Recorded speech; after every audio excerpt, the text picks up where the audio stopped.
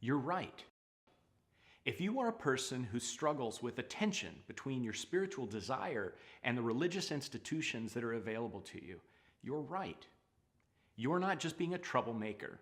You're not part of the problem. Instead, you're actually experiencing something that's really there. Take it from me. I'm a former missionary to Africa and Latin America.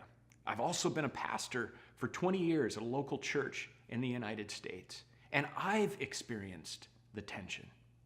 I've also found that the tension is not just a source of frustration, but the tension is actually an invitation. It's an invitation to an adventure that can lead you to a greater sense of purpose, a greater sense of belonging, a greater sense of wholeness in your life. The tension is real, but it's an invitation to something more.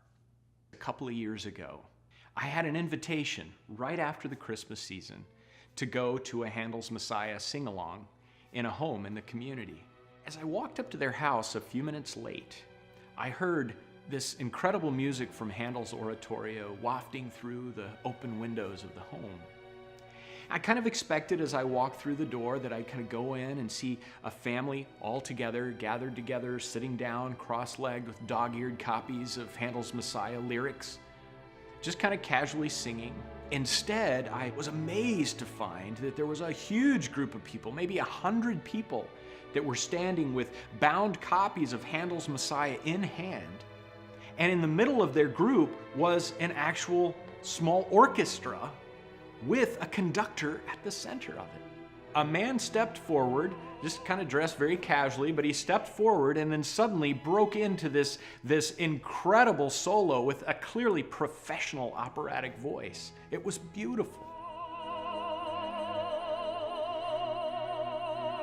After I experienced a few moments of awe, I started to feel frustrated. How could it be that I could just walk into this party and see something that's so authentic, that's so real, that really brings the words of Handel's Messiah to life in a way that I'd never experienced in the church? And then it dawned on me. This wasn't an experience that was just being given to me so that I could feel frustrated about my work for the last 20 years. This was an experience that was being given to me as an invitation to seek something more, an invitation to be creative, an invitation to step out of the structures of the institution. I've learned, number one, that this invitation is not about condemning existing churches. I've also learned that this invitation isn't about some radical transformation of existing religious structures or forms. Instead, this is very simply an invitation to step out from the forms that exist and to follow the lead of the Spirit in my everyday life. Enacted Prayers, Inspiration, Habits, and Rhythms is a means by which we together can accept this invitation. This social media platform encourages and supports those who are experimenting with God outside of the institutional church. Whether you're a spiritual person who's having trouble connecting with the institutional church, or you're involved in a local church but you know that there's something more, then Enacted Prayers is for you.